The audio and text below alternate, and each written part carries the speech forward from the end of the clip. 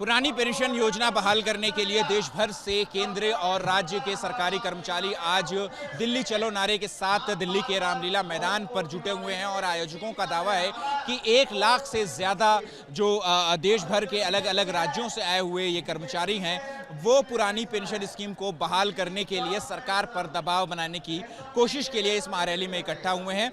और इस रैली के जो मुख्य आयोजक हैं हमारे साथ इस वक्त वो बात करने के लिए मौजूद है। सर, अपना नाम बता दीजिए, परिचय दे दीजिए। मैं शिव गोपाल मिश्रा हूँ। मैं इस joint forum for restoration of old pension scheme का संयोजक हूँ, ऑल इंडिया रेलवे फेडरेशन का महामंत्री हूँ। इतनी बड़ी भीड़ आपने जुटा ली है, दावा आप लोगों की तरफ से है कि ये 1 लाख के करीब है और मुझे दिख भी रहा है कि लोगों का समंदर यहाँ पर रामलीला मैदान में जुटा हुआ है। किस लिए जुटाई गई है ये भीड़? ये समंदर हम पहले से ही अपेक्षा कर रहे थे कि 1 लाख से ज़्यादा लोग आएंगे, तो आज हमारा एक संकल्प पूरा हुआ। 1 लाख लोग जो है वो इस रामलीला मैदान पर हैं।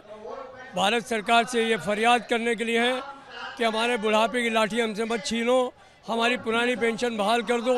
सारे केंद्र सरकार के कर्मचारी, राज्य सरकार के कर्मचारी और शिक्षक इकट्ठा हुए हैं यहाँ पर। रेल कर्मचारियों की बहुत बड़ी संख्या है।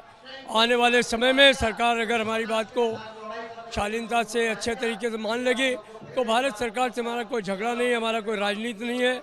हम सिर्फ पुरानी पेंशन। ये आप कह रहे हैं राजनीति नहीं है और सरकार से कोई शिकवा नहीं है। इतने लोगों की भीड़ आपने इकट्ठा की है तो सीधे सीधे सरकार पर दबाव बनाने की कोशिश है।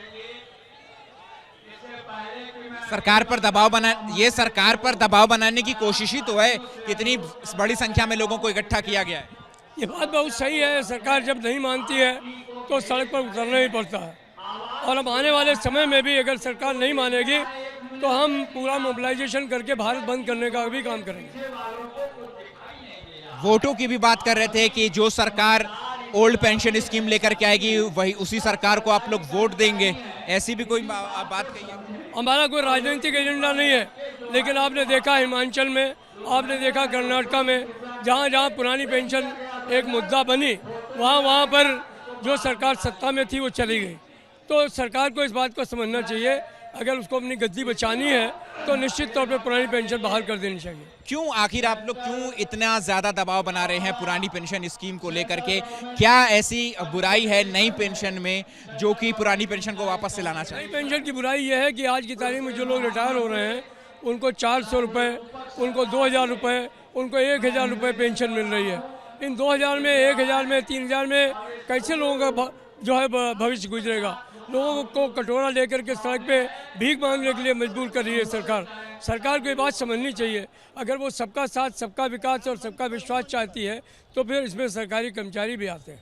पुरानी पेंशन और नई पेंशन स्कीम में क्या मूलभूत डिफरेंसेस हैं? सबसे बड़ा मूलभूत अंतर यह है कि पुरानी पेंशन नीति में हमारे जो आधी तनख्वाह है पेंशन की, वो आधी तनख्वाह का जो है वो पेंशन में मिलती थी और उसके ऊपर हमको डियरनेस रिलीफ मिलने का काम होता था। नई पेंशन स्कीम में इसका कोई भी गारंटी नहीं है। नई पेंशन किस तरीके से निर्धारित होती है? पुरानी पेंशन अगर बहाल नहीं करेंगे, या हम तो इनको कह रहे हैं आप हमको डिफाइंड पेंशन स्कीम में ले आइए और हमें कुछ नहीं चाहिए। अच्छा, तकरीबन 17-18 साल हो गए हैं इस नई पेंशन को लागू हुए, तो इतने साल बाद भी अब तक ये आंदोलन और रैली और दबाव बनाने की बात जो है वो आप लोगों की तरफ से की जा रही है। आखिर कब तक चलता रहेगा ये? देखिए, लड़ाई लंबी चलती है। आज पूरे भारतवर्ष में खाली अकेले 14 लाख केंद्र सरकार के कर्मचारी हैं जो इस जद में आ चुके हैं। राज्य सरकार के अलग हैं, शिक्षकों के अलग हैं। अब एक बहुत बड़ा जमाव है जो अपने भविष्य को लेकर के चिंतित है, तो इसलिए ये जन आंदोलन बन रहा है। कौन कौन से विभाग के कर्मचारी यहाँ पर आए हुए हैं? यहाँ पर मेनली केंद्र सरकार के हैं, रेलवे के हैं, पोस्टल के हैं, डिफेंस के सिविलियन एम्प्लॉइज़ हैं, यहाँ पर राज्य कर्मचारी हैं, यहाँ पर प्राइमरी टीचर्स हैं, यहाँ पर जूनियर टीचर्स हैं, यहाँ पर माध्यमिक शिक्षक हैं, यूनिवर्सिटी टीचर्स हैं, कॉरपोरेशन के कर्मचारी हैं, बहुत सारी संख्या में लोग। अगर सरकार आपकी मांगे नहीं मानती है तो फिर अगला कदम क्या होगा? निश्चित तौर पर हम इसको भारत बंद तक ले जाएंगे, रेल का भी चक्का जाम करेंगे। वही मैं पूछ रहा हूँ कि इतने साल तक आप लोग मांग करते आए हैं, अभी तक सरकार ने नहीं सुना है।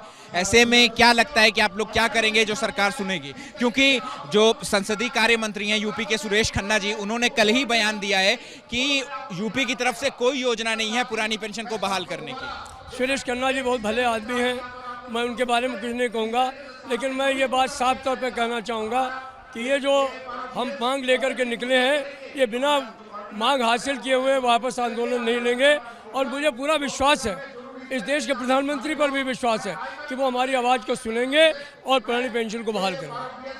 ठीक है, तो देखिए आप यहाँ पर जो आयोजक करता हैं मिश्रा जी, उनका साफ तौर पे कहना है कि जब तक सरकार के कानों तक आवाज़ नहीं जाती है तब तक वो अपनी आवाज़ बुलंद करते रहेंगे। और लोगों की भीड़ जो जुटाई है उन्होंने, उस बात का मकसद यही है कि सरकार तक उनकी बात पहुँचे और पुरानी पेंशन स्कीम को जल्द से जल्द बहाल किया जाए। कैमरा पर्सन सुनील पांडे के साथ अहमद बिलाल, ABP न्यूज़, दिल्ली।